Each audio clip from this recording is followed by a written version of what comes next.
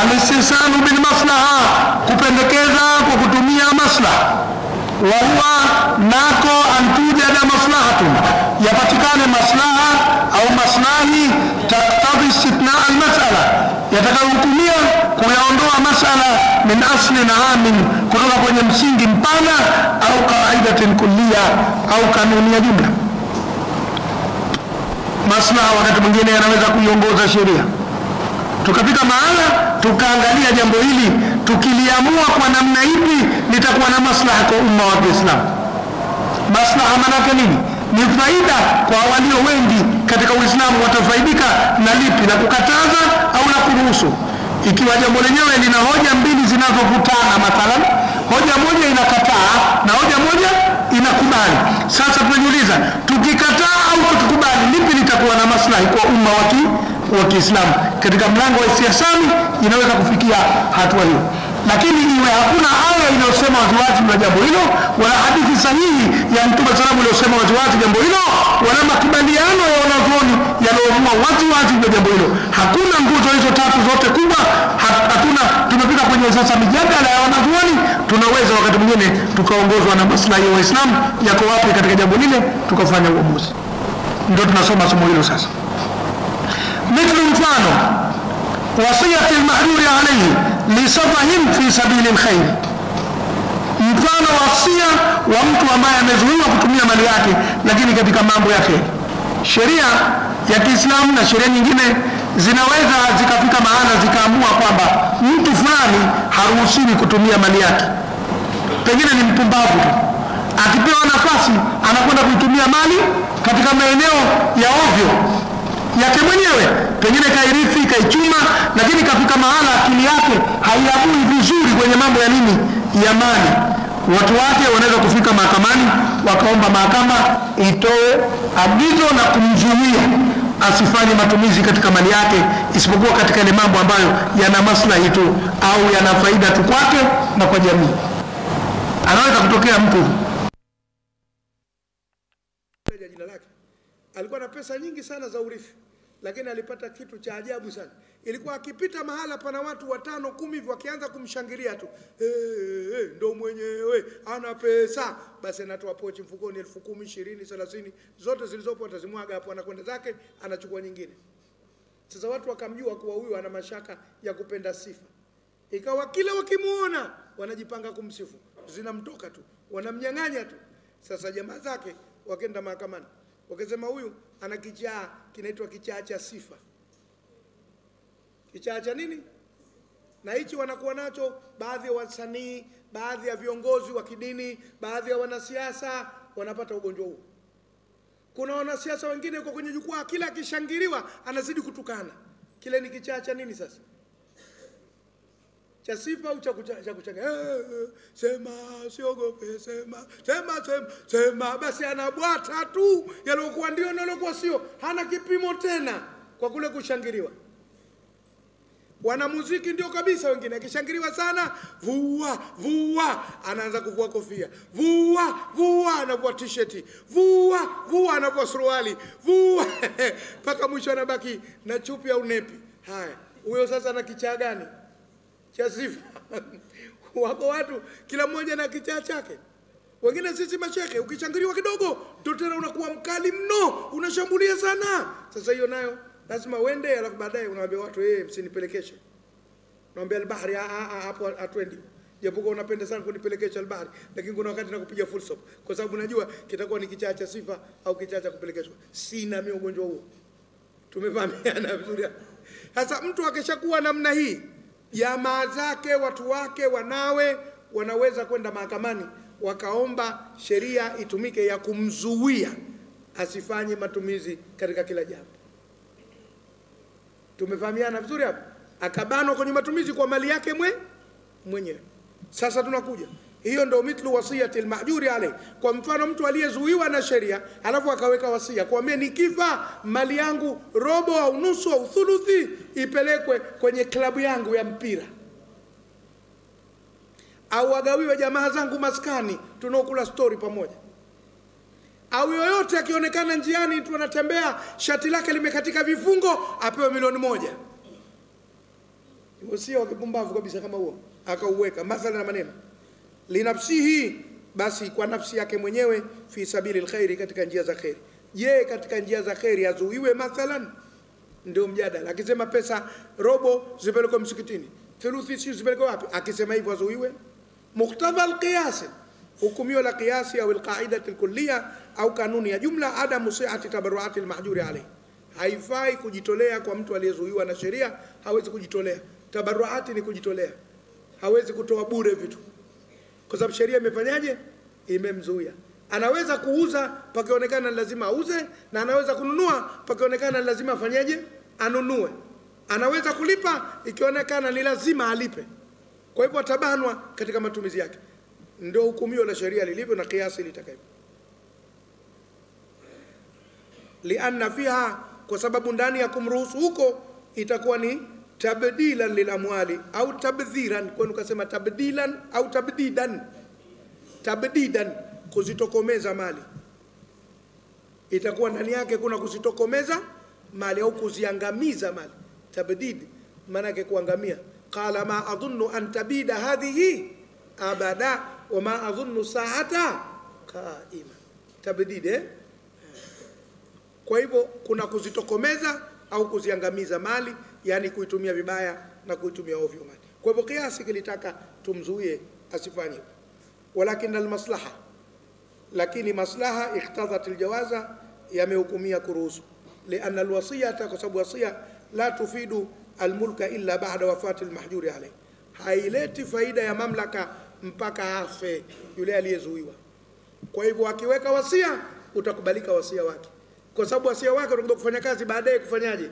Kufa, sio wakati yuko hai. Kwa hivyo kama atakuwa anaitokomeza mali baada ya kufa ni kitu tofauti na kwamba akitokomeza wakati yuko hai. Lakini la pili, baadaye kufa, warithi watakaa kitako waseme kama wasia ni mkubwa mno wataacha kuupitisha, kama ni wasia wa theluthi moja wataupitisha. Kwa hivyo iko nafasi bado ya kufanya kikao na kurekebisha alichosema. Kwa hivyo wasia wote atakaotoa tutausikiliza kwa wakati ule kabla hajafa. Ndio maslahi yanavyosema. Kwa hivyo akisema kuwa kwa mfano mimi nikifa milioni 20 katika akaunti yangu zende kwenye klabu yangu ya mpira nayoipenda, pengine anaipenda klabu ya mpira iko Ulaya, Liverpool au Manchester United au Chelsea au nasema milioni 20 zipelekwe kule, wakati milioni 20 za Tanzania zikipelekwa Uingereza kwenye klabu kubwa ni sawa na shilingi ngapi? Labda ni pesa ya kunywa juice au kunywa maji tu wachezaji wakati wakiwa kambini, haina lolote. Tutaambia hewa Allah bwana, tutazipeleka, tunasubiri au kate tu. Akishakata roho tunakaa kikao, tutasema ule ulikuwa ni upumbavu wa mzee kafa nao, tulipomuingiza kaburini na upumbavu wake tuliuzika humo. Sasa tunajadili hizi milioni 20 tunazifanya nini? Kule hazendi. Tumefahamiana? Kwa sababu maslahi hayapo katika kuupeleka wasia huu kwenye lile analolisema. Lakini tutogombana naye, tutamwacha kwa sababu kasema baada ya kufa. Angesema sasa hivi tungekwenda mahakamani haraka, tukazuia hilo, kwa sababu hatuoni faida ya kufanya hivyo na jamaa zake ikiwa bado wanazo shida. Tumefahamiana?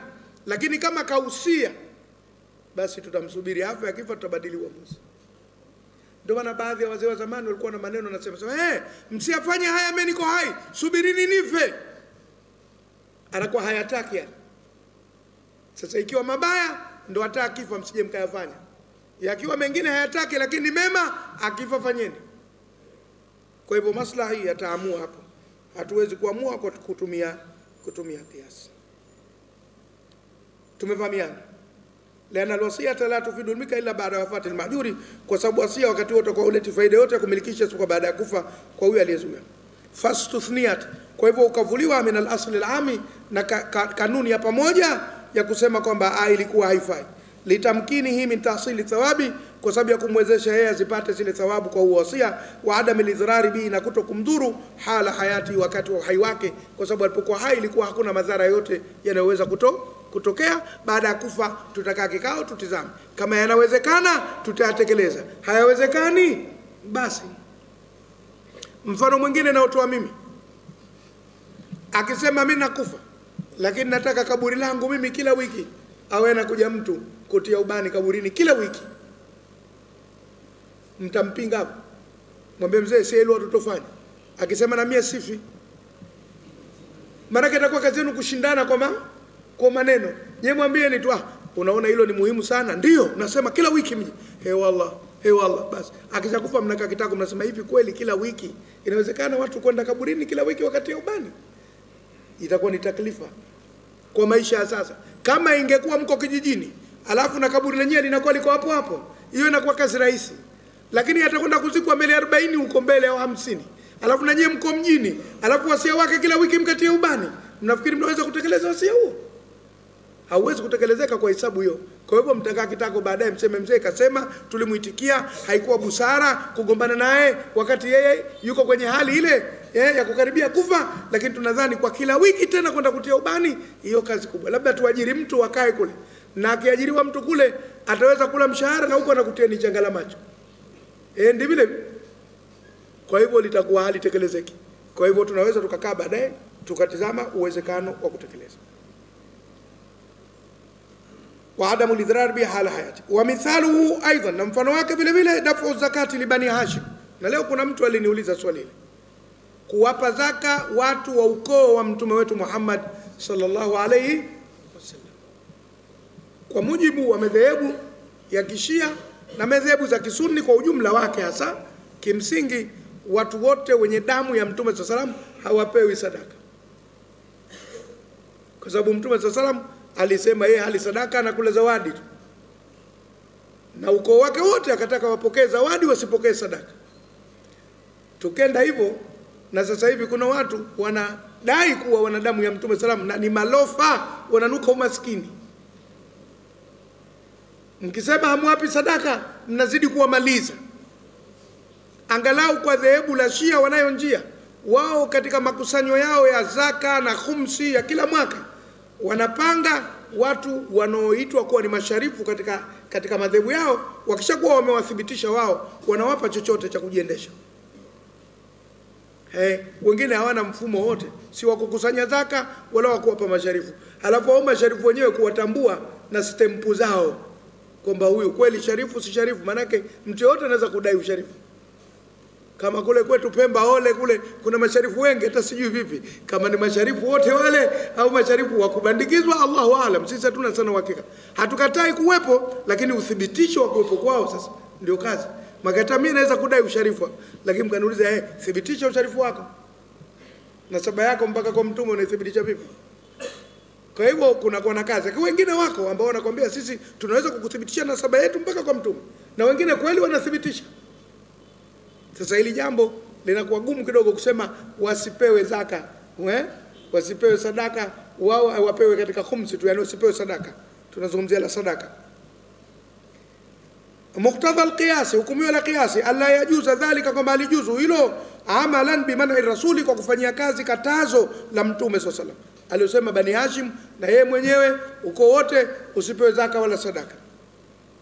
Walakin Aba Hanifata, lakini Abu Hanifa katika dhehebu lake istahsana, akapendekeza fi asri, katika zama zake, i'taahum zaka, kupewa zaka watu hao wakiwa maskini, riayatan, kwa kuchunga, limasalihi, maslahi yao, wa hifdhan lahum, na kuwahifadhi, min adh-dhaya'i, wasipotee, hinama lam yu'tu min baitil mali, pale ambapo hawakupewa tena katika nyumba ya mali ya Uislamu. Maana Uislamu kwa hauna baitul mali katika zama zake, hauna benki ya Kiislamu inaokusanya hazina za Waislamu wote, hazipo. Sasa watapewa kutoka wapi wakiwa maskini? Hakuna vita vya jihadi tukagawa ngawira tukawapa. Sasa tuwaache vipi nao ni maskini? Akasema kimaslahi wapewe tu. Akaondoa ile habari ya kusema wasipewe zaka, akasema sasa wapewe zaka kwa sababu ya kuzingatia maslahi. Tumefahamiana vizuri hapo?